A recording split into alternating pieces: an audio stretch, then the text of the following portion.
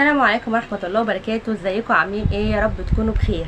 النهارده بقى جاي احكي لكم موقف غير لي حياتي. هو انا بصراحة مش بعتبره موقف، انا بعتبره رسالة جاتلي، رسالة من ربنا جاتلي في اكتر وقت انا كنت يأسانة فيه. والله اكتر وقت كنت حزينة فيه وقلبي مكسور، وكنت بستنى كلمة صغننة كده تتقالي تديني امل في بكرة. بس وقتها بقى كان الشيطان بقى برضو عامل دوره، عمال يديني في كلام سلبي جوه دماغي وما فيش امل ومش عارفه ايه وكنت قاعده حزينه كده. وكنت قاعده في المستشفى، يعني كان ابني عنده متابعه، وقاعده بقى مكسوره وحزينه ومش عايزه ادخل للدكتور، وفي نفس الوقت لازم ادخل، ويا ترى بقى هيقول لي كلمه تطمني بيها على حالته او يديني امل صغير، ولا زي كل مره هطلع بقى معيطه وبتاع. وفعلا كنت بروح لاي دكتور وكنت بستنى كلمه واحده بس اللي هو يقول لي ايه في تحسن يا مؤياد. فالكلمه الكلمه اللي هي يطمني بيها بس دي كانت بالنسبه لي تخليني اطلع من عند العياده وانا فرحانه جدا ومبسوطه، واليوم هيبقى حلو وبقيه الايام هتبقى حلوه. ولو سمعت كلمه مش حلوه او لا ما فيش امل او مش عارفه ايه او بتاع، كنت اقعد بقى حزينه ومكتئبه واقعد اعيط فبصراحه من بعد الموقف اللي حصل لي او الرساله اللي جات لي من ربنا دي، والله العظيم غيرت طريقه تفكيري تماما. اللي انا بالنسبه لي ايا كان انا هسمع ايه، انا عندي ثقه في الله وايمان بالله وبص يا رب كل اللي تجيبه حلو. هقول لكم بقى القصه اللي اتحكت لي دي، وانتوا ايه وان شاء الله هتديكوا امل وهتحسن من نفسيتكم. لو في اي حد برضو يأسان زي حالاتي، كان يأسان زي حالاتي وحزين وبتاع، هتديله امل ان شاء الله. يا ريت يا جماعه بقى تعملوا لايك، واللي ما عملش لايك يعمل دلوقتي لايك ويصلي على النبي في كومنت، وبعد كده يكمل بقيه الفيديو وتشتركوا في القناه.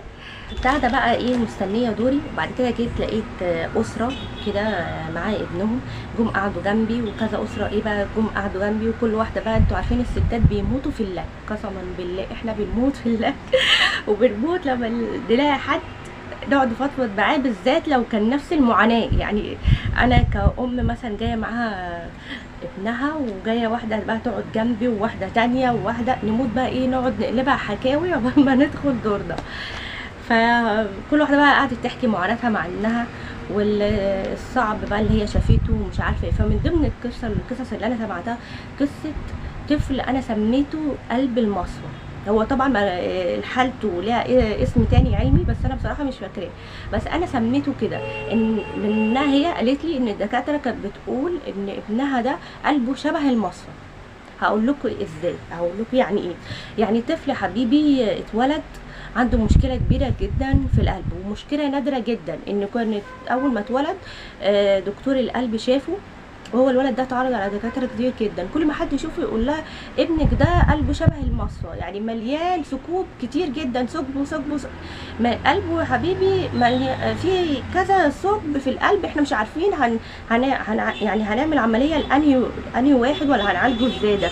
بالله عليكي كانوا يقولوا لها كده سيبيه ما تدخلوش عمليات. والطفل ده طبعا كان محتاج عمليه كبيره عشان يقدر يعيش سليم ويقدر ايه يمارس حياته بشكل سليم، وما كانش بيطلع من العنايه من يوم ما اتولد لحد سنه وداخل على سنه ونص، كان ايه في العنايه المركزه، ولو طلع يطلع يوم ما يقدرش يكمل ونفسه يروح وبتاع فيرجعوا يدخلوه تاني. واهله كل ما يعرضوا حاله ابنهم دي على دكتور جراح عشان يعمل لابنهم العمليه، كان الدكتور يعتذر ويقول لهم انا اسف انا مش هقدر اعمل العمليه دي خطيره جدا والطفل كده كده مش هيستحملها وهيتوفى. لدرجه ان في دكتور قال لهم انتوا بتدوروا ليه على عمليه ابنكم، ما تسيبوه، انتوا عايزين تموتوه في العمليه سيبوه يموت لوحده بعد الشر عليه، يعني ربنا يحفظه ويحفظ اولادنا جميعا. ومع ذلك ان الام والاب ما يأسوش وقالوا لا ده هو كده كده هيموت فخلاص نبطل لف ونبطل ندور بيه، لا الام والاب كان عندهم ثقه وايمان بالله قويه جدا. والام بتقول لي انا كنت حاسه ان ابني هيخف، معرفش ازاي برغم ان كلهم بيقولوا لي اللي هو هيموت، بس انا كنت حاسه من جوايا ان هو هيخف. ومع ذلك كنت حاسه اللي هو محتاج عمليه وانا لازم اعملها له، مش مهم بقى هيموت في العمليه هيعيش دي حاجه بتاعت ربنا، بس انا كدوري ابني محتاج حاجه فانا لازم اوفره له. بتقولي قعدت تلف كتير جدا لحد ما شاء القدر ربنا كرمها بمستشفى. المستشفى دي كان جاي لها دكاتره من بره. فده في دكتور اتعرض عليه الحاله والدكتور وافق وقال ايه تمام انا هعمل للطفل ده العمليه، بس ايه طبعا قعد مع الام والاب وعرفهم ان ابنكم هينجم من العمليه دي بنسبه 1%. طبعا قالوا له ماشي تمام وتوكلوا على الله. وسبحان الله يعني الدكتور كان ماشي تاني يوم اتصلوا بيهم بالليل تعالوا ده في دكتور وافق يعمل عمليه لابنكم، والموافقه تمت. سبحان الله يعني الطفل قاعد في العنايه بقاله سنوي، في ثانيه ربنا اراد ان هو يعمل عمليه في ليله كده قالوا تعالوا في جراح وافق. راحوا مش عارفه ايه احنا هنعمل عمليه الصبح لو انتم موافقين عشان انا ماشي الصبح الساعه بعد الظهر. الام طبعا ما صدقت وبتقول برغم ان انا كنت عارفه ان ابني ممكن يموت، بس انا بفتكر كلامها بتاثر بيه كده. والحمد لله الولد يدخل للعمليه والعمليه تنجح ما شاء الله اللهم بارك. بيقعد يومين كده 3 في العنايه المركزه عشان بس الدكاتره تطمئن على حالته وحالته تستقر. وفعلا ما شاء الله اول ما اتاكدوا ان ما شاء الله العمليه نجحت طلع عادي وبيمارس حياته دلوقتي عادي ما شاء الله، برغم ان كل الدكاتره كان اجمعوا ان هي حاله ميؤوس منها وان هو ما فيهوش امل. عارفين انا اتعلمت ايه من القصه دي؟ ان مهما يتقال لي ما اقعدش اشيل جوه قلبي وان احطها في دماغي واكتئب وازعل. لا لا لا، التفكير ده غلط. كل حاجه بتاعت ربنا، الحياه والموت ده بتاع ربنا، كذلك المستقبل بكره هيحصل ايه ده بتاع ربنا. محدش عارف الطفل الصغير ده بكره هيعيش ولا لا، محدش عارف الطفل الصغير ده هيمشي ولا مش دي حاجه بتاعت ربنا وبس مش بتاعتنا احنا. فمهما نسمع مهما يقولوا لنا المفروض اللي احنا من اي حد يقول لنا كلام سلبي او يقول لنا كلام وحش عن بكره ما ناخدش بيه، لا احنا بنجتهد وبنعمل اللي علينا.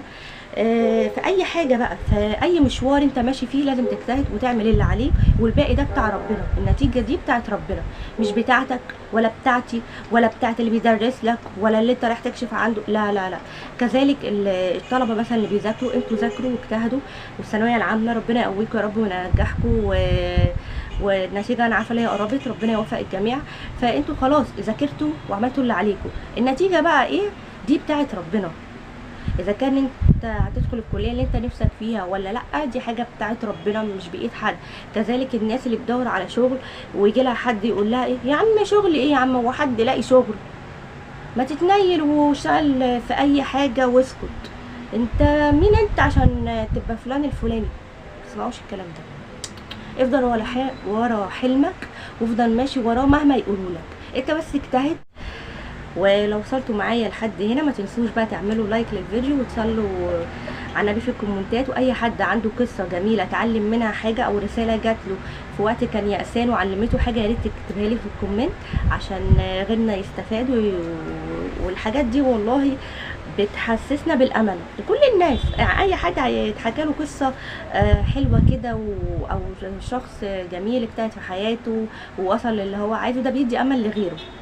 وما تنسوش لو انتوا اول مره تشوفوني تعملوا اشتراك للقناه عشان يوصل لكم كل جديد. وشكرا جزيلا.